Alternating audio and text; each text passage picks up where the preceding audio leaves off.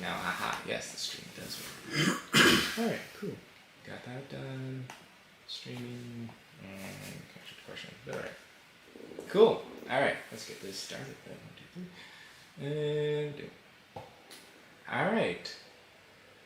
Welcome to the Broke Creators Podcast. I'm your host, Reese Moffitt, and today we have Gavin and C6. There you go. Alright, I was pretty sure I'm going to get it right eventually. Thank you for y'all for coming to the podcast. So let's get right into it. Yeah. How did y'all meet? Let's go with that one. Oh, we met at yoga. Were we on drugs? No, not that time. Not yet. Yeah, I think actually, so the yoga studio I would go to, I went out one time to do that with them. Oh, it was the ice bath. Oh, yeah, and they would talk about, like, they had mentioned Seasick a couple of times, and they were like, oh yeah, this is my friend, and they played her music, and I was like, oh, this is dope. Yeah. And then we went to an ice bath, like yoga ice bath, I don't know, event or something like that. Not an event, but a thing. And then I was like, Ritual. yeah, whatever. And then someone was like, oh, that's Cassie. I'm like, oh, that's her. So I went up and I introduced myself, and then we just kind of like, the first thing we did was, I think we met to talk about a project, a music video that I was shooting with some other artists. Right. And I really wanted to work with her. I was like, okay, just be in this. Right. And then that's kind of when we started like working together creatively. Okay. Yeah, that's what we met. Cool. So yoga, I have not tried that yet. Very curious to, but it also looks kind of painful sometimes when I watch it. I'm like, You've never done it? I've done about everything else besides it: calisthenics, taekwondo, martial arts. But yoga, I wouldn't put it in that category at all, actually. Well, I mean, just because like most people think yoga is like a physical, I don't know, sport or whatever, but it's like the physical part, I think it's called asana, is only one of 7 parts of yoga. Right. So the physical part is literally 1/7 of what actual all yoga is. It's so much deeper than that, with like More so many mental. other It's like attributes to it. breath work, all that. Yeah, so much of breath work, internal Meditation. work, meditation. So like yoga holistically is like, if you look at just yoga, the physical part is basically just like Pilates. It's nothing like how much is. It goes way deeper. It's like the oldest practice that exists. Gotcha. So is it essentially a religion? Like No, on the not at lowest all. level? No, not at all. It's no. Maybe. No, I mean, I've seen some people treat it like that. Yeah. in organized religion, It's a it is cult. a set of, I mean, Okay. religion is a cult. Yeah. But I mean, it's a spiritual practice. That's the Practice. intention for it. Yeah, but no, it's not a religion with rules. It's the only rules like find your highest self. Gotcha. Yeah, 100%. So if you're really doing true yoga, you're just living really, really well, and you're in tune with you, and you take it from there. All right. Cool. So you said you've been doing, before we start talking on the podcast, you've been doing music for 10 years. So how did you get into it? Like, what was like, what spoke to you that you wanted to create music? What do you do in music also? Well, I started off playing the flute in the school band, and then I started playing the piccolo. And my grandma, actually, my mom's side, she was a singer in Thailand. So, and also my grandpa was like I think he was some music related. I feel like it's just kind of been passed down, and I enjoy it. Okay, gotcha. You said you start off with the flute. I started off with, well, everyone starts off with the piano. And then from piano, I went to violin, then I went to electric violin. And then, what else did I do? I kind of just stuck with that, and then it broke my arm and never went back. Yeah, that was the whole YouTube channel, it was like, yeah, I'm doing music, and broke my arm. I'm like, well, alright, fell off the face of earth now. Yeah, that was no fun, for sure. But actually, me breaking my arm is how I got into doing filmmaking, because I started making vlogs about life with a broken arm. So that's how I kind of transitioned from taking photos and doing music to like, well, now I want to start recording what I'm doing and then start vlogging essentially. So vlogging was like my first entry point to filmmaking. And then from that I started working at a church and doing video production there. And then I moved from that church to a different church, and then I started doing the church route. Then I got really bored with like live production, so I wanted to go to the next thing, which was like short form content and then actual narrative forms. So that's how I got into like actual filmmaking rather than going to a news network. You broke your arm. Yep, it all started with 2 stitches and a pin. Actually, it's 2 pins and a stitch. There you go. Yeah. That's so funny. So you say you're currently working on a doc, or is it a mini doc, a docu? How would you describe this project that you're working on right now? Well, which one? We were talking about when I just got back. So I just came back from El Salvador shooting. Yeah. I guess like I would call it. It's kind of turned into a bit of a hybrid due to the intention of like the client, but Right. it's in the nature of like a mini doc, I would say. Maybe like a hybrid between like a doc and a commercial, you know, on some levels. So we went out there and shot a little bit. It's a really rural area called El Tunco, or nicknamed like Surf City. It's a really big spot for surfing. Right. And so it's very like, I guess like jungly, you know, very beachy, and the area is again really known for surfing, but it's also pretty impoverished. And so the project I was working on was related to this company who creates these clean water filters. So the water out there is well, not only do they not have hot water in most of the whole area, Right. in general, but their water is not drinkable. Hmm. But that's not a choice for some people. So the water that they're drinking is just really contaminated. So this company provides these pumps that they can give to these individual homes, and people, I mean, actually, they aren't even living in homes, a lot of them. And to the small little pump they can put in this pail of water and just like filter the water through it. And we would do these things on camera where like we put like a big bucket of dirt in the water and then just like pump and immediately would filter that through. And of course the amoebas or germs or whatever would also get filtered out of there as well. Okay.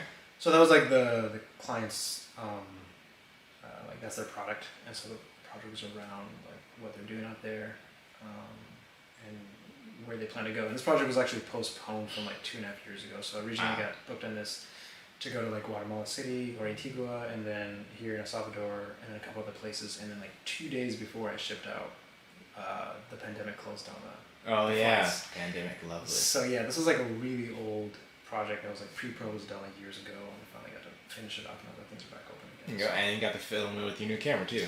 Yeah, I got to film on the Komodo, the Red Komodo, which was awesome. It just came out beautiful. I just released a like side project I shot out there with my girlfriend Jazz, and we created like a yoga video, and then also her working around the community with some kids and some other things that are local there, and it came out really awesome. Awesome. How long were you out there for? We were there for like a week. Okay. Yeah, we're just like a really power week of like shooting. Definitely. I saw a lot of stuff posted. I was like, man, Yeah. the only week felt like a month. Oh no, we shot 2 like 20-minute projects the last night that we were there. Okay. Yeah, the last evening of the last day that we were there. So we were like killing it the whole time. It was like a really intense project. Nice. Trip. So how did they find you for this project? You know, pre-quarantine. Like, how do you get your clientele most of the time? Is it referral based? Is it advertising? Is it reaching out? How do you get your projects? I don't do any advertising or reaching out really. So this one specifically, which I feel like happens a lot, is I was actually out there shooting. I never asked them how they found me, because I mean, you know, most of the calls we get, right, just like a producer calling, it's like a referral. They're like, hey, got your number from blah blah blah. I never asked them. When I was out there shooting, they were like, oh, so how do you know like Jason or whatever his name was? And I'm like, no idea. So I have no idea how they found me. But I think they said that he had followed my work online or something like that, and he was a company employee in like media department. Gotcha. Out of California, or wherever they're based, and then he just sent them my information. So me and him have no connection. I think he just watched my work. Now most of the projects, like documentary related, doc projects, are something I work on a lot. So I direct a lot of my own, or as much as I can, and then because of that, I do get director for hire on docs a lot. So that's just like a genre I've been working and pushing kind of a lot, because I really enjoy it in the last couple of years. Specifically like travel based or international docs and stuff like that, because I really like digging into the really rural, like, you know, trudging through like Iceland and like, you know, like really like hard to get stuff, like intense environments, you know. So that's just been my content for the last couple of years, at least partially. So I guess it just attracts more of that when I put that out there. I don't really do any advertising, but it's always generally someone just noticed that online or something like that and hits me up. Gotcha. Okay. And for you, with your music, do you do any advertising as well, or how do you get clientele? What type of clientele do you normally deal with also? What do you mean? Like, is your audience more or less, like, I've had different people that say their audience is more live productions, live bands, doing live events, or some say they're more of like, quote unquote, what's it called, SoundCloud or Spotify. I get it. So like, how do you differentiate yourself, and where do people normally find you at? I feel like YouTube is like one of my biggest, and I have a lot of Thai fans, which is kind of cool. Okay. So I haven't really met any of them. It's kind of not live. You do have a dedicated fan base in Thailand. How did you create that fan base over there? Or it just happened? This guy in Houston, he's from Thailand. He had me on his like YouTube show, and then after that, he posted one of my videos, and it kind of blew up from there. So you're gonna go out there one day and perform, hopefully? Yeah, we were supposed to move out there. We were gonna finish because we're doing the doc out there. Okay, The nice. quarantine, all that happened, so Lovely quarantine. it's been postponed. 15 different variations every week. Yeah. Yeah. So definitely keeping us excited to do nothing sometimes. Yeah. I'm curious, when quarantine happened for you, did you find that 2020 was like the most popular year you had for work? Like, how was your work when, like, right after quarantine started in March, and then, like, did you stay busy? Did you get busy at all? Did When it the slow quarantine down? happened? Yeah, like I guess it your was quarantine 2019, year. wasn't it? This was 2020 March. 2020 March, I think. Okay. Oh really? Well, at least that's what I remember because it was Oh break yeah, out of yeah. school. It was. No, I had like I had like 3 months of like taking walks and doing nothing. It was crazy. Played a lot of Call of Duty. I felt Like literally nothing. But I love that. It was awesome. Luckily, I was financially okay enough to just sit and chill. All my bills were paid and everything, so like it was just a mental break. That's when I really got into yoga and spirituality on a level as well. I really fine-tuned my direction of like how I want to take things. Because I was kind of like in that rat race of like too busy to focus on like actual goals versus just working relatively in this industry. So Yeah. I was definitely doing things I didn't want to do or not the right clientele. So that was like an awesome break to mentally reset and directionalize myself. So I did like nothing for a long time. Then kind of like a nice reset. oh dude, yeah, 100%, it was great. I mean, like in ways that I could go into forever, like huge, complete internal reset, and so healthy for me. But then after a while, I guess I don't know when because the timeline's so mixed up. But when things started to get going again, like maybe I think at the end of that year or towards the fall, yeah, my like it exploded for work. Oh yeah. Which I think everyone's saying, right? Just like backed up projects where like people who would have shot them would have anyways, who didn't really feel like they needed to quarantine but were like socially pressured into doing it, or like not having a film set. A lot of like worry what people will think. Of course, Yeah. there's a ton of social pressure going around right now, and still is. So like, there's a couple I did. Like I directed a music video for Bun B and Manny Fresh, like mid-pandemic. Oh yeah. And it was a hassle and stuff. It was like a disaster. We were supposed to have like Snoop Dogg and Lil Wayne in it, and then they weren't because of the pandemic, and they backed out of it, and then we decided to change it to like content-wise, thematically like relate to the pandemic, which made it terrible. And then in the end, we finished it, re-edited, and Bun B didn't pay. It was really annoying. It hasn't actually. So if he's listening to this, like me. It was just like, hey. Yeah, it was terrible. It was a total nightmare. But like that was one of those projects where like the few where I was doing it, and then people would hit me up on social media, like local people, like kind of like shaming for me actually out there working and not hiding from this. Really? Oh yeah. Oh yeah, it's definitely People I happened still before. working today, like they are like very like obviously like when it comes to this like, the pandemic, everyone's like very strongly on one side or the other. It seems like so yeah, people would DM me and stuff when I would be like putting my Instagram up about me on set with like some of these cool artists. Yeah. And oh, you're still working during the pandemic? Yeah, no, and like the COVID is flying and this and that stuff like that. Yeah, so just like whatever. But yeah, so it was like people who did care about when people comment that kind of thing weren't working. So like all these projects were backed up like a lot. So when it opened up again, like it was like a huge rush of work, which was great. Yeah. I definitely had a similar experience, but I think mine was more or less because it wasn't in financial stable at the time at all. Like I was like just getting to the point where I could freelance my own job and pay for my bills. So I like freshly quit working at the church I was working at. And then I was like, all right, we're doing good. We can, we're on an upward progression to like shut everything down. I'm like, well, I need to pay bills for next month. So that's why I moved over to working at Amazon, and all the nightmares came out of the bag there. Dear God. I started there March 4th. I remember that day very well. That's the day I sold my soul to Jeff Bezos. I started there March 4th, worked the overnight shifts 4 days a week and 12-hour shifts. And then like basically every time I had a chance during the day, that's when I would film projects. So I was working overnight. Most of the times I was working, or most of the projects I was doing at that time, they weren't overnights. So that was like the only saving grace where I could still freelance and do my everyday project at the same time. That's rough. I mean, I used to do that where I tried to do two, and I decided to just literally burn my bridges, quit my job, and like force myself to make money in film, so I didn't have to just do 2 full-time jobs. Yeah, I remember before that, before I started working at Amazon, I was working at a church, and that was the time where I was like very confused while I was working at this church. It was paying great, like $25 an hour, but I was like, I'm doing like 5 different people. I was doing graphic design, social media, videoing, and then I was like editing their live stream. I'm just like, what is this? And I was getting paid hourly. That was like the first salary job I had. I was like, yeah, this ain't gonna last. And like, it only lasted, I think, like 1 month or something like that. Like, I made my money, and I was like, well, yeah, no, I'm good. And then that was like the first job I think I officially quit. Most of the time I either transferred or like, I didn't never let go. Well, except for that one. No, never been let go. I was trying to think about it. But like, no, that was the first time I quit without having a plan. And I was just well, I am freelancing and I have no dude, that was options. me like 7 years ago. Like, yeah, 100%. Like, just like quit out of like motivation to make no plan, but like to make a plan. Be like, I have to learn how to do this on my own, so otherwise it's never gonna. And I'm big on big leaps. Yeah. You know, because like when you burn a bridge, you literally have to keep going, right? Exactly. No looking back at that point. Just Cortez yourself, like, burn all your ships, and then you make it work wherever you're at. Yeah, hopefully it works. Yeah. So, what colleges do y'all go to? And if you did go to college, so did you go to film school? No, I didn't go to film school. I did like 2 years in a community college. I didn't. Which community college? San Jac. Oh, San Jacinto? Yeah, San Jacinto. Gotcha. Yeah. I didn't know that was the short term for it. Was it the media program or was it just like a liberal I did arts? general. I was wasting my time doing general studies. No, 100%. Like, well, when I moved to Texas, like my mom was like, "Oh, you should definitely go to school," because I. Oh, where are you originally from? We grew up in Minnesota. Oh. It's kind of like Minnesota. Tiny Chicago. soda. Yeah, what? Tiny soda. Oh yeah, for sure. No, like depressingly.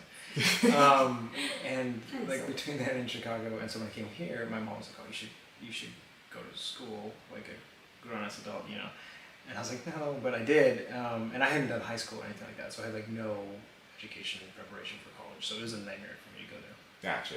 And I went through like 2 years trying to get my basics done, maybe a little bit longer, because I remember I had to start like, there's like basic algebra where you start traditionally, and I was like 3 remedial classes behind that. That's how I was when I went to college. They're like, yeah, you need to take math class. And I'm just like, I still to this day don't know how I passed those math classes because I'm so tragically bad. Yeah, it's terrible. I feel like it was a pity pass. They're like, yeah, I'll give you a C. I think I got like one of those, like the lady. I was kind of like her favorite student, and we both liked The Office, and so we talk about that in class. And so like, yeah, I got like one pass. Pity badge. Like, you should pass, but like, I don't want to see you again. But ultimately, I didn't finish, and that was literally just like part of my choice to be like, you know what, I'm doing this because this is what everyone's telling me I'm supposed to do, and I'm not doing the thing I really have wanted to do since I was like 12 years old, which was like make movies, which I've been doing since I was like 12 years old, amateurly. And so I was like, nah, man, I'm quitting. I quit my job. I was like a supervisor at Fry's Electronics, and I just quit school and I quit my job, and I got an apartment to like really force myself to make money to like pay for my apartment and buy cameras and stuff like that. And that's how I did that. Yeah, I didn't officially really go to school. I feel that. I went to film school all the way up until technically last semester. That's when I dropped out unofficially. Like, I stopped going, but I didn't consider myself dropped out. Then I was like, I'll go back, after COVID comes down, because I hate online classes with a passion. Especially if you're doing like a cinematography class, but you can't touch the cameras. And I'm just like, I'll just take a break until COVID calms down. And I'm still taking a break till COVID calms down. Well, how old are you? 22, just turned 22. Okay, yeah. So I'm just like, I'm not going back. I'm over That's about the time that I quit. That was like almost 10 years ago. Yeah, I'm over it. I'm done. So you said you were going to film school at UT Austin, where I wanted to transfer to, because at the time, what's his name, McConnell. Yeah, I was so pissed because the year I graduated, was the year he started teaching, and I was like, what? And I was in that same he was class. Teaching classes, filming class there. And I was like, man, I want to go. And then they're like, none of your classes transfer. I'm like, well, I'm just going to stick out for this associate. And then it took me like 4 years to get like 75% complete. I'm like, at this point, it would be a bachelor's, but I was also paying for film school at the same time as doing film projects. So like, I'd get a project and then pay for a class with that project. And I was like, this is not right. Oh, yeah. Yeah, so definitely. So did you end up I graduating feel from like there? you can learn everything on YouTube these days. YouTube University is a beautiful thing. Between on hands on set and like learn online for sure. Now, anything. how do you say people should go about getting on set? Because that's like the biggest chop you'll have from like they're learning online, but now they need to get on actual sets and put what they learned to use. How would you say they should go about it? Well, I think it depends on what position you want to do. Let's say a person, typical people say director, but I hate everyone that says they want to be a director when they grow up because I'm just like, there's more things to it. Everyone wants to be a director. Everyone's a horrible director. I have vendettas against that personally. But let's say a person grows up and they say they want to be an actual DP or they want to be a sound engineer. Let's go with DP in this instance for the example. Well, I mean, I'm certainly not going to say that I know that there's a right way. I can tell you there's different ways. And the thing about this industry is there is no rules. So you can lie and cheat your way in, or you can like learn your way in. Yeah. It's like, and that's part of it. It's like I think some of the most successful people have like cheated their way to the top, like through like I mean, look at like Loopholes. yeah, like Jeffrey Epstein. I think that he got to his position financially because he lied and said he had a degree he didn't to get his first job in like this really high paying like role, and then that led him to where he was. Like that. It's just like, how bad do you want it? Essentially, it's like, how bad are you gonna lie on your resume to be like, I've done this, and then when you're in a position, you're like, I don't know what I'm doing. Well, and I would say that like, okay, you know, directing is one of those things where it's like less technical, where you can get away with not knowing that much. And I would say that about DP, but it's weird how many like camera people are running camera that don't know anything about camera. I thoroughly agree. There's a unselling amount of videographers doing DP work. Yeah, there's two different things. That's a big difference. But the thing is, like, also that can work because there's DPs who are the visual designers who have cam ops who actually run the cameras, and then the cam ops are the ACs who actually set up the cameras and run focus and stuff like that. So like, you can actually do that. So again, there's literally no rules, and I think you can get on any way you want. But I mean, me, what I always would say to anyone is like, I think I went probably the slowest like way possible. I mean, I just started like making really shitty films with like a shitty camera, and then like getting other people to like putting up. I mean, I started like ages ago, like putting up ads on Craigslist. Hey, you guys like come out to set, do this, like blah blah blah. So I don't know. I mean, I think the right way. I think being in a place like LA expedites a lot because I personally think it's about networking. The who you know, because like no matter who you are or the skill you have, it's irrelevant if you don't have the opportunity to use it. So getting out into a place where someone can give you an opportunity is a really, really big deal. Yeah. And that's a huge thing in our industry. So that's also be a double-sided edge where like if a person gets a great opportunity but they're by mouths not ready to do it, then they kind of get in that position. Sure. I mean, there's this documentary that I really like called Side by Side. It's like Keanu Reeves does this doc where he interviews like all the like A-list, I mean all the top directors and DPs in the industry at the time the film was made, and like a huge thing that a lot of the DPs were talking about were like, we don't think people should be allowed to have cameras because like consumers. Yeah, because they created YouTube and then oversaturated with billions of bullshit, and it's hard to find the people who actually have talent and skill. I mean, at least that's how I received it, and that's how I don't. I mean, totally I understand it disagree. too. Yeah, to an extent. Because like, no matter how amazing you are, how the fuck are we gonna find you now? There's what like. With some ludicrous statistic of like 1.2 billion minutes are uploaded like every day. You're just like, what the fuck? Right, so it's like, it is about, especially in the saturated industry now, it's because we have access to all this, like, you know, you have a red Komodo sitting right there. Like, it's access to all this equipment, so it's about getting you exposed in the right places. So it is to me about networking. Like, make friends or, you know, good relations with people who are doing those things, and then just learn how to do what you're doing. Yeah, gotcha. Yeah. And you said you went to college, so you did you graduate? I think so, yeah. You think it was so? all a blur. It's all a blur. Yes, I did. I didn't learn much. I thought it was like a waste of time, but I'm realizing now, like, it kind of, music and film obviously go hand in hand, and it's nice to know like all the technical stuff that goes on behind the cameras, so you can like excel in front of the camera. Yeah, definitely.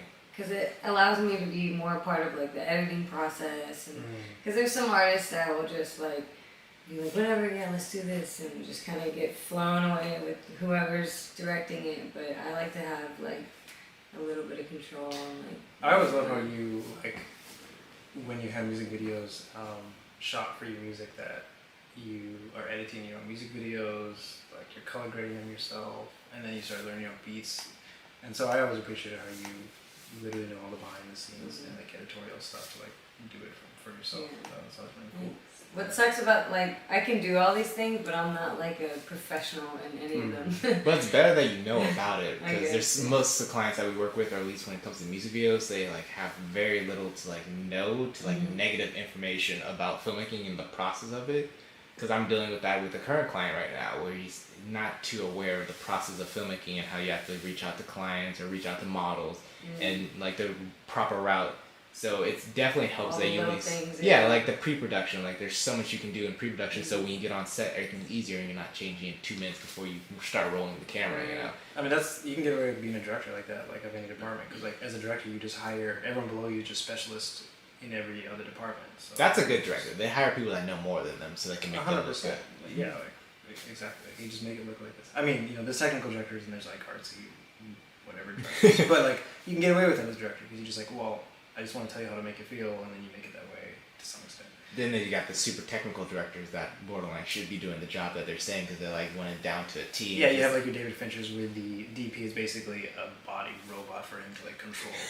So he can say he hired a DP, but really just, God, Yeah. I've been like, David, Jesus Christ, I've done that a lot. Like, not me personally do that to a person, but I've definitely been used as a vessel for creativity, for them to just sit, like, they might not know how to like change the settings on camera. So like, if I was working on something bigger, like we had an ARRI or a round set, and they don't know how to use the settings or black shade or anything like that, they'll just be like, hey, they'll treat me like an AC, but call me a DP, and then they'll be like, point it over there, put that layer there, and just punch it. I'm like, okay, well, you know, still getting paid the same if I direct it. You just choose to let go at one point if it's that kind of set. Exactly. You just be like, all right, I'm a vessel for your creativity. Use me. No, but I always love that with you. Like we're working on a feature length doc right now around her, and like that being able to communicate with her about the technical side of things, because we're basically co-making it, you know, like very minimally and everything. That's probably the one thing that I worked on consistently throughout the pandemic. Yeah. Was like with her on that. But being able to talk with you like technically about all that stuff is a breeze. What's some advice you would give a filmmaker that wants to make a music video with artists and how to like translate what they're saying when it comes to their vision? Because a lot of times there's like a disconnect between, like, let's say you want a music video and you hire a filmmaker or you hire a director and you're trying to convey your concept. Like, what's some tips you would give the artist to conveying to the DP or director, and what's some tips that you say that the filmmaker should know about understanding what the artist is saying? That's a good question. I would say I feel like the artist should just have all these details already down before even coming to the filmmaker, because like I feel like a lot of artists are just like, yeah, I want to make a music video, here's a song, here's what I think about it, but then they kind of let the filmmaker kind of fill in all those blanks when they should have. Is that something you run into? Like, do you feel like you ever get people who like they want to do their vision, you want to do yours? Yes. Yeah, because as I'm on that side, like I'll come to an artist and I'll be like, okay, you want me to create for you, but I want creative freedom, but you want creative freedom, so it's like. Yeah, but then sometimes like the artist won't even have like any sort of idea, and then they're like, expecting you to do it, and then they don't like what you do. And you never know what you're gonna get when you work with either one of those, I guess, which kind of person you are.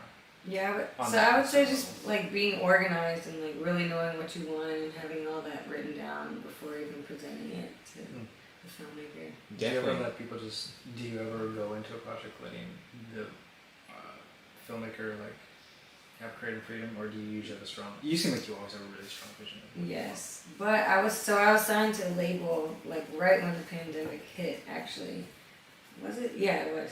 So I flew to St. Louis, and they kind of like just took everything from me pretty much. And so we were doing this one like huge budgeted music video, and I wanted to have some creative control, and pretty much everything I said went out the window. And was that the nasty one? No, it's called Rewind.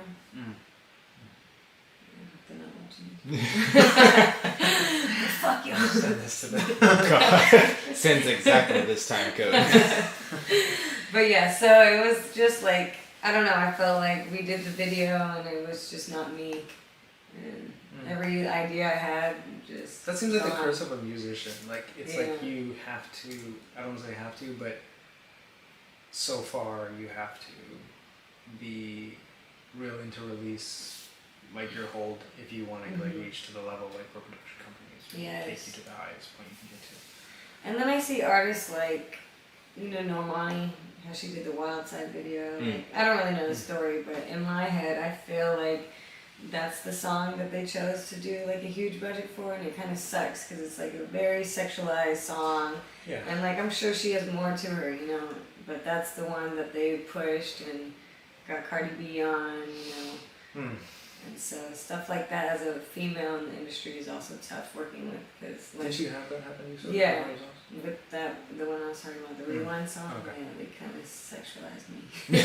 Yeah, And that's not me. There's a music video I was working on. This wasn't that long. It was like December, and like the director, the DP, and the artist had like 3 different ideas on how they wanted to go down, and one that got its I'm not gonna say it got its way, because what I remember, I was lighting for that one, and then we had this one last scene. It was like basically a sex scene at the end of the movie, or at the end of the music video. And I recently just saw the music video coming on. I was like, where is this last scene that we filmed? This is like nowhere to be seen inside of it. And then like I was watching, I was like, only 50% of what we shot ended up in that. So we shot at a house and we shot outside. It was on Pornhub. That's what I'm saying. They're lying to you. We're the private archives. Yeah. I'm just like, there's another location that I didn't like. So it's like, you see like this beautiful light, and then it just cuts in there. So you're just like, that's not my lighting. And then it goes back to what you shot. Just like, this is like, what the hell happened? It looked like they ended up having like a second day shoot or something to like fix the fuck up. Night shoot. So I've definitely had that issue before, where like you work on a project and then the director will be like, yeah, I want all this and this, and you just look at the model and she's just like, Yeah, I guess it just depends on what you're here for. Like, I mean, there's so many angles. Like, sex shouldn't be as villainized as it is, but it should be an option or a choice by each individual, and you should be all on board with it. And the people who are on board with it, I don't think we should shame them as much, and the people who aren't, I think we should find other creativity in them. But it's like, I feel like they're like there's like 3 different types of music videos that are just coming out these days. It's like the really good storytelling ones. Like, I'll give an example, like the new Taylor Swift one that came out that's like 12 minutes long, but it's like a short film music video essentially. yeah, Beyonce does that a lot. Yeah. And then there's like the rap crap, essentially what I call it, where it's like shit ton of effects, just like okay camera work, and just like edit the hell out of it. Performance scenes. That's pretty much it. That's about it. It's just straight performance. And there's like the nice little in between, which is kind of where I like. Where you get performances, but you also get to tell a story. It's not overloaded with a bunch of effects, and it could literally be you never see the artist in the music video at all, and it's just like I believe Ed Sheeran. It's like the A-Team. I think it was like he was in there for like 2 scenes as like a guest in his own music video. So I'm just like, those are the type that I like, where it's like literal films with music based around it, or more or less the music's based around the film. So that's why the type that I like, but I get stuck into the rap crap ones, because those are just like fast, easy money. I'm just like, I'm not trying to be like known as the person that does that. I'm trying to like differentiate myself as like a proper filmmaker that tells stories, and not just you're smoking guns, weed, and girls. That's what I'm trying to avoid. That's the recipe for the rap crap. That's Guns, weed, guns, girls. weed, girls. I'm just like, if you don't have that, you're not doing a rap crap right. And some cars in the foreground. Yeah. Don't forget the cars on the foreground, some tubes on the ground. Yes. Gotta get really close. Gotta grab the lens. Flashbacks. Fake money. It's really No, real. Some coke. Flour, you mean it's flour. I don't know. You have, what was I gonna say about that? Oh, well, the thing is, like, those keep existing though, so I guess There's a market for it, I'm guessing. Yeah. I don't know, maybe because of the way I consume content, I'm not really sure where this market's at, because I'm just like, I never actively look out for these music videos. Like, the ones I always like base my music videos off of, like the one that I have coming up on the 8th, I like created an entire story around a song that was what I considered really just like, it wasn't that interesting of a story to tell, but I'm just like, I gotta create something. I gotta like challenge myself to make a story out of essentially nothing. So I'm just like, well, let's see how this goes. If you're watching, we're going to do a different song, alright? We're going to do something with a little bit more spice and pizzazz to it. It's fine, it's okay. Just let me take the wheel, okay? But that's like my main issue with music videos right now. Like, they'll send me the song and I'm just like, this is pretty just sad. This is sad. But then I look at my bills, I'm like, well, Sad pays Sad. this bill for the day, so I guess Yeah. we're gonna go with sad for Which the day. one's sadder? Yeah, I mean, it's like, well, what are you doing for? Are you? Yeah, I guess it's like doing. I do more commercials than I do anything, but I mean, they pay twice as well. It's like some of my greater projects. You get to actually get your rate. You don't have to negotiate it down, like try to way, like, choke them. way higher than anything else. Sometimes, on a frequent basis, at least. But I it's like- remember the most boring project I had. Did a Valve conference. It was 5 days Valve conference, and to date, it's still the best paid project I did. Like off of per day, it was like $1,500 a day just to sit behind like a Blackmagic camera. Like not even the good one. It was like the old studio ones. Where, all like, those. they're like the little rectangle Yeah, I ones. remember those. And I literally all I did for the entire day was just stand there and pan back and forth, watch a guy talking about valves. It was the most boring stuff. And I've like been doing a lot of broadcasts. That's actually a lot of fun. I've been doing broadcasts. A lot. broadcast. See, I started in broadcast, so I guess like I learned okay. it. So that's how I'm like I was over it for a little bit, but I'm like, all right, I'm good. I can get back into it now since I'm learning it again. I'm like I was trained. It felt like I was being trained by the military how I learned broadcast. It was like boom, keep the eyes right here always. They like put little tape markers on the screen like eyes always on this line. Like it was intense. Gotcha. Some of the stuff has been like on stage or like in the Georgia Brown room, so it's like really long. Those can. Yeah. lenses and everything. Like that's how it was at the church. It was like we were one of the competitors of Lakewood, and like it was treated like we were employees, but really we were just volunteers, just volunteer for the media ministry. But it felt like we were full-time employees. Like, hey, when you gotta show up, huh? You're a little late to your shift. I'm like, shift? I'm not getting paid. So like every year that I worked there, I got like a promotion. So I started off as a volunteer. Then next I went to a contractor, then I went to an employee. And then after I was an employee, I was like, wait, I'm still getting paid the same. And then I was like, well, maybe I'll get a degree and I'll get paid more. The pay raise to get a degree was, I got paid up to $12 per hour for having a bachelor's. Yeah, it's a joke. Yeah. And that's when I moved over to a different church and they started paying me $20 an hour. You said you were doing Lakewood originally? No, so it was Because really, Lakewood's usually pretty legit. the Lakewood's Yeah, good. Lakewood I haven't is worked for good. them yet. I wanted to, but it was all these smaller still mega churches, smaller competitor churches. Got But they still had like Reds and Aries there, but it Yeah. was still a competitor. They just weren't on the same scale of it, but they were trying to get there. Sure. So that was the issue. Like they wanted all these grand things, but then when you would come to them with like a really dope concept, they'd be like, well, based off the demographic of our clientele, this is something really our audience would like. Like, but this is like super contemporary and modern, you know? You always reference stuff from Lakewood and you're like, yeah, I want something modern like this. Then you give it to them, they're just like, this is a little too progressive, you know? You need to calm down, like stick to the basics of filming. You're like, no, bro, let's get a Steadicam, let's get a jib and just like fly a drone in the middle of the drone. So it's like, this is too much. It's too much. So, yeah, that's kind of why I got out of doing churches because I was like, I need to do something that's a little bit more, I guess, in my alley, which is like actual experimental films, trying out different things, branching my wings, essentially. But do you have any questions for me? What are your For you? thoughts? Yes. Oh, sure. What's your favorite type of like film to favorite do? Okay. You said car? Color. Color. What you say? That too. What is your favorite color? My favorite color right now is red and purple. Purple. Which I think is, if I remember correctly, is a triad complementary colors. Everything's always a color scheme in my brain. What's that mean? So on the color wheel, if you've seen kind of like Photoshop or stuff like that, they give you like Oh, the color wheel, you know. So there's like complementary, which is everything that's on the opposite spectrum. So red, green, purple, and yellow, and then there's triad, which is a little triangle. So it goes out in the color wheel, which would be red, green, and blue, or cyan, yellow, and purple. So everything, I do a lot of color theory for my films. Like this one I'm working on, the music video, I literally have an artist dressed in purple so I can have the girl in like cyan and have the grass green, so it makes a perfect triad of colors. So I always try to believe that like every color in the frame should have a meaning. You know, if he's wearing a red, maybe he's angry, or maybe he's vengeful, or maybe he's in love, romantic. So I always try to use color as like a third way of adding contrast and like dimension to my films, essentially. I like that. But back to the other question, what was that? You said the color and the my favorite type of Video film to do. favorite one to do. I want to like music videos more, but the thing is, I would have to direct them, and then I'd have to pick out the music. So it would be like music that I like, and it would have to be a concept that I really believe in, that I would actually put in full effort on. And then I really like feature films because I get to control a lot more variables. I haven't gotten a chance to like DP too many. I think last year I DP'd like 5 of them, 5 feature films, but they were all like super low budget ones that you can find on Tubi that I would never recommend you ever watch.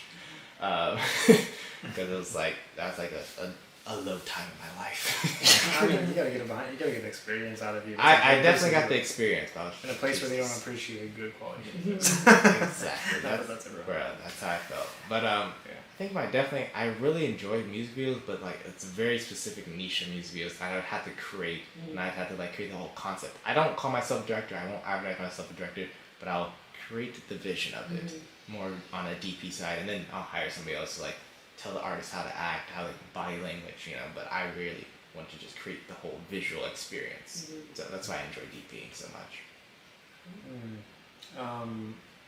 Outside of filmmaking, do you do any other creative? So like I said, I started off with music. I still enjoy music. I've never, like I was more of a, I can't even say cover artist because I hate singing. I can't sing for shit. But I was more like, I did cover music. I performed at restaurants doing like little classical stuff like that, but I also hate classical. I did an orchestra for 1 semester. I nearly killed myself. Like I almost quit music just off of orchestra.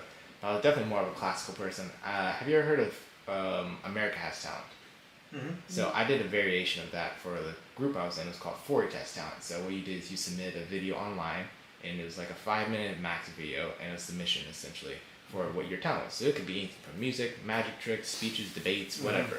You could submit anything, and this was across nationwide. So I submitted me doing a cover of 3 different songs. So it was like One Republic, Counting Stars. It was a Star Wars Melody, and Frozen. I did those 3 songs and I mixed them together, and it was all still a live performance. Which song of Frozen? Huh? Which Frozen? Let it go, bro. Let it go. That was what was popping at the time. You gotta tend to your audience. That's cool. So I did that, didn't think much of it, and then I got emailed back. I was one of the finalists for I think it was like either 4 or 5 finalists. So I got to go out to what's that college in College Station, Texas A&M. I went out to Texas A&M and got to perform in front of 5,000 people, and then they did live voting off their phone. So they would text in what number I was. I was number 3. I don't know how many people texted for me, but I was like, this is unfair because I'm the only person that's playing solely just an instrument. Everyone else was singing.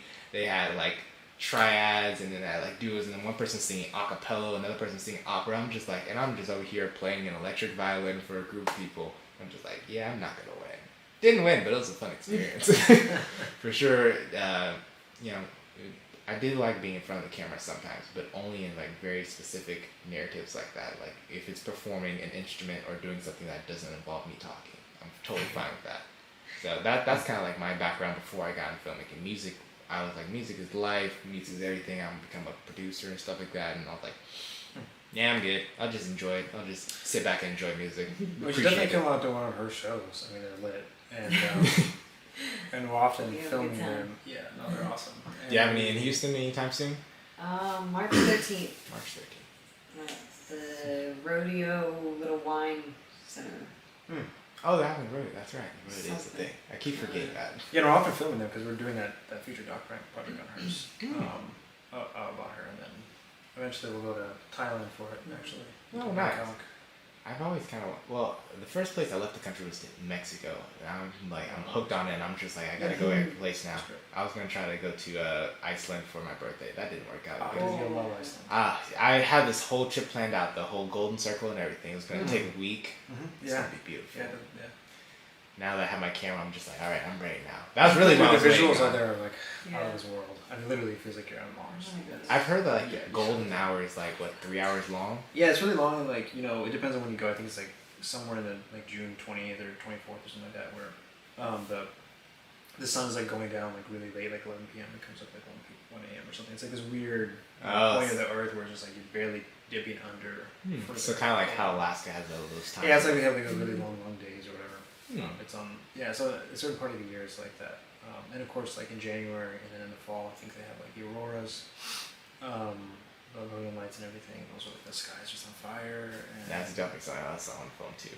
Yeah, it's an incredible place. If you can give yourself advice from, let's say, 5 years ago, advice you would give yourself 5 years ago, but from your knowledge now, what would you tell yourself?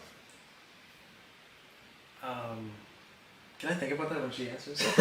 That's a great question. I want to like. I feel like I would tell myself 5 years ago, like, you shouldn't care what other people think.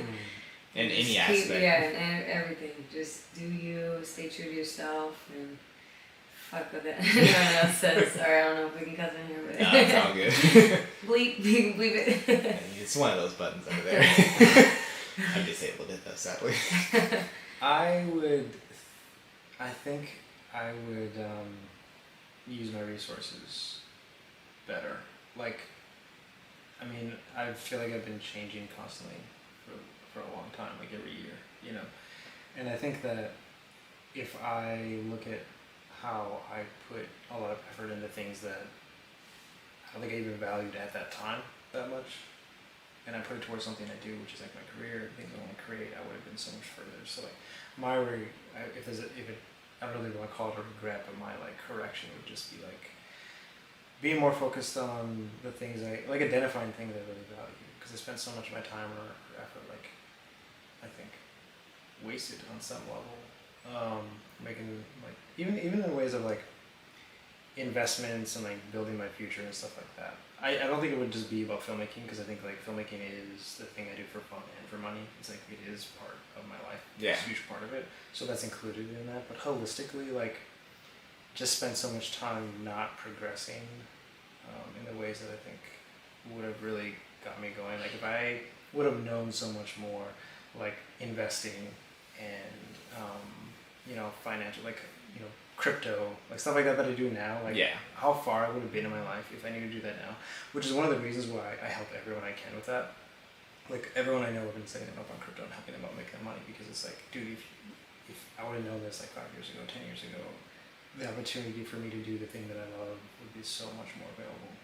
So I think just like literally being resourceful. If I was more resourceful or more intentional about my resources 5 years ago, I would be a lot further than I am now. I would assume. Hope so. So just like more focusing on what I really want, and but that happened for me during the pandemic. Yeah. Right. Like I've been clear upon like really what I wanted internally, and that led to my external actions and everything like that. But if I'd done that like 5 years ago, man, I'd be like, if I bought Bitcoin. Always. Have you started the NFTs? Nah, man, I haven't messed with that. So that's my Bitcoin for me right now. I'm just like, Oh. I'm gonna try and hop on it quickly. So I literally started creating, like, just going into my archives of stuff and started making GIFs out of my old filming projects. So like, if I film something, I was like, this would be cool. Just make a GIF of this really nice scene or something like that. So seeing if that works. If it all pops off and goes into the metaverse, maybe somebody wants a nice little GIF of a what's it called, protest, the George Floyd protest I photographed. So Interesting. who knows? We'll see how that goes. Yeah, I haven't messed with any of that, but definitely Maybe it's your next definitely messed with Bitcoin. Maybe when you are 5 years from now, you're like, I should have been making it. NFTs, This bro. podcast, this dude was talking about this. Listen to. I'm always trying to hop on whatever the next thing is, because I ride the waves of society. Because one of them are gonna stick, but hey, you're not gonna lose too much time in life if you just hey, let's just create this, see if it goes. Because whenever I don't try something, that's when it generally works. Whenever I try way too hard, that's when things fall apart. So like trying filmmaking, I would have no intentions of it. I just kind of slid into it. But if I like literally put my mind like, I'm gonna start a business with this, I'm gonna do this, this, and this, that's when I don't know. Maybe I'm considering it work and it just doesn't work out for me. But when I'm like casually doing it and then money tends to like slide into it, what I'm doing, like when I was building computers, I do that for fun. People were like, hey, build me a computer too. I was like, okay, well, blah, blah, blah, 5% for me. Boom. Just buy you a thing. It's easy work for me. I don't even see it as work. I enjoy building computers. Yeah. That's how it was for filming at the beginning, photography. Where do you guys want to be in 5 years from now? Perfect world. 5 years from now, I'm still debating if I even want to start working for a filmmaking union, because, it sounds nice. You get your rate and you never have to argue with your rate, but also I feel like you kind of get like narrowed into like a corner if you can only work on union projects. So I It's a kind of... pretty broad amount of projects though. Yeah, that's true. You get to work on some really dope projects, but also I kind of want to start doing more car commercials. So I told you I was at Hydra, and I want to start doing like more Porsche and like Audi related, just like car release commercials, like not even spec ads, just like, hey, this is a new car, let's do it in-house for like, let's say the new Tesla Roadster came out. I want to do the commercial that they show at the event rather than showing things show online. So bigger commercials, stuff like that. I do like cars, so that's something I want to get into for sure. More car cinematography. What about you? 5 years from now. 5 years. 5 years from now. And being on stage, performing for all my time. You go on tour everywhere in there? What? Go on tour everywhere in Thailand? Yes, every little city. Maybe we'll duck off to India real quick, Cambodia. So basically, you just Asia tour. have you gone on tour before? No. Not an official tour. You've just done. Gotcha. Yeah, I think when we do get a good go to Thailand for I guess like we're pretty much we're like what 50% done with this doc. Like we filmed almost everything we can in the States. You know, maybe a little bit in California that we need to do, but when we go to Thailand and wrap up like in Bangkok and Chiang Mai and stuff like that, like that'll be the other half. We'll wrap that up, and then part of the project was gonna be you hitting, venues in Bangkok and stuff like that. So like I feel like for our film, we were gonna have her tour. And she's such a fan base and such a support over there for like people, other artists and producers who are like, yeah, we'll just take you on the works. So that was gonna be part of it, and then and much else. We're gonna do a lot of other things in Thailand as well for the project. But yeah, we were gonna have a tour or we still plan to, but we're just dealing with quarantine issues. That's why we're supposed to go there like 6 months ago, more than that probably. I think last March. But yeah. It's coming around a year in about 2 months. It's been crazy. I mean, they still have a 2-week quarantine out there. Oh wow! So when you travel there, you have a quarantine for 2 weeks. Yeah, I think they're loosening that up if you're vaccinated, but they're still really strict in general. Yeah. Just a little quarantine wouldn't hurt if we all just like stop the entire United States from doing anything. Just don't do anything for 2 weeks. Don't have to pay bills. Nothing. I feel like that would fix some issues. Everyone's forced to be home, but I know nobody would ever do that. Nobody would just stay home. Some people are like, well, I gotta go outside. Like, stay home. Yeah, it's easier said than done. I mean, we're all here. You're still, well, for the most part, alive. I mean, like, we're not doing that right now, so apparently we don't agree with that either. We'll see how that goes. Well, I appreciate y'all for coming out to the podcast. Let me find my button. 1, 2, 3, 4. That's the wrong one. I'm gonna get it right one of these days. But thank you for coming to the podcast. How can people find you on social media? Let's start with you first. Seasick. Everywhere? Seasick, yeah. Awesome. No K. No K? Spell it out for people just so they can know. SEASIC. Awesome. And then how can they find you guys? I'm mostly on Instagram, and it's GKFold. That's GKFOLD. And then what about your photography account? My photography account? Yeah. I have a film account which is just GK Cinema, but you're gonna find most of my work from here on my primary profile, GKFold. Awesome. Appreciate it. Thank y'all for coming out, and hopefully we can do a recap when you finish your time. In the Tesla. I've definitely wanted to be doing like a road cast. I'm gonna definitely try to do a road podcast one of these days. Maybe we'll see how that goes so far. But thank you for coming out. Thank y'all for watching, and I'll see y'all on the next podcast. All right. Cool. Sweet.